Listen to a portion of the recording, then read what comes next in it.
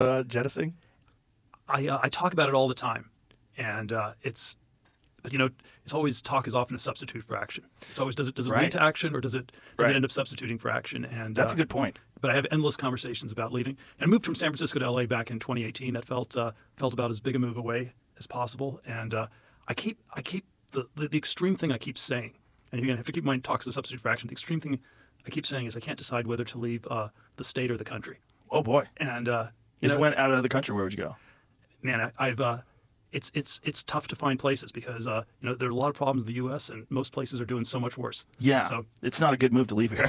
But, as fucked up as this place is. but I keep thinking I shouldn't move twice. So I can't decide whether I should move to Florida or should move to New Costa Zealand Rica. or Costa Rica or something like that. Yeah. You go full John McAfee. And so but can't decide between those two. So I end up stuck in California. Well, Australia's okay, but they're even worse when it comes to rule of law and what they decide to make you do, and the way they're cracking down on people now for online speech, and it's very sketchy in other countries.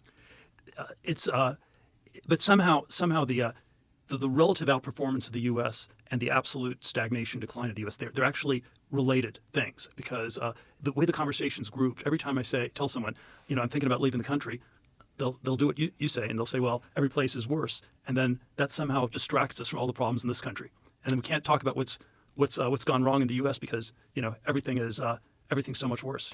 Well, I think most people know what's gone wrong, but they don't know if they're on the side of the government that's currently in power. They don't know how to criticize it. They don't know exactly what to say, what should be done. Right. And they're ideologically connected to this group being correct. Right. So they try to do mental gymnastics to try to support some of the things that are going on.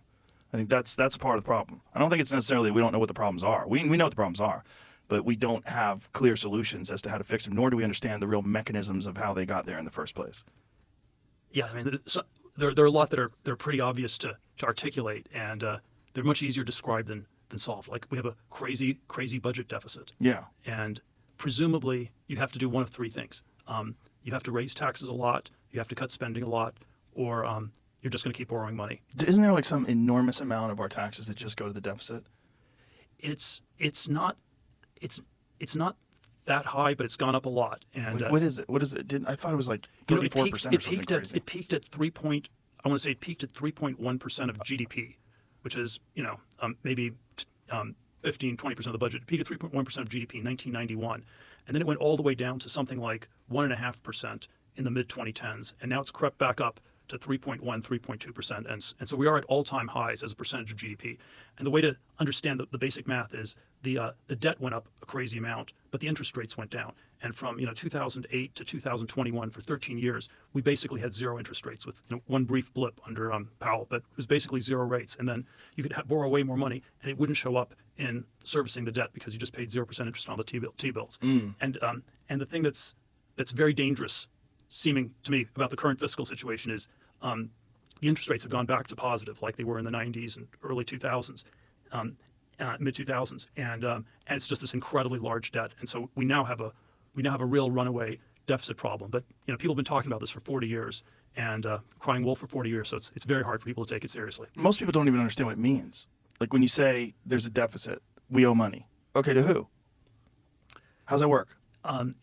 It's people who bought the bonds, and it's a lot of it's to Americans. Some of them are held by the Federal Reserve. Decent amount are held by foreigners at this point because it's in some ways it's the opposite of the trade current account deficits. The U.S. has been running these big current account deficits, and then the foreigners end up with way more dollars than they want to spend on American goods or services, and so they have to reinvest them in the U.S. Some put it into houses or stocks, but a lot of it just goes into government debt. So in some ways, it's a function of the chronic trade imbalances, chronic trade deficits. Well, if you had supreme power, if Peter Thiel was the ruler of the world and you could fix this, what would you do? Man, I always find that hypothetical. It's a ridiculous hypothetical. It is ridiculous. Hypotheticals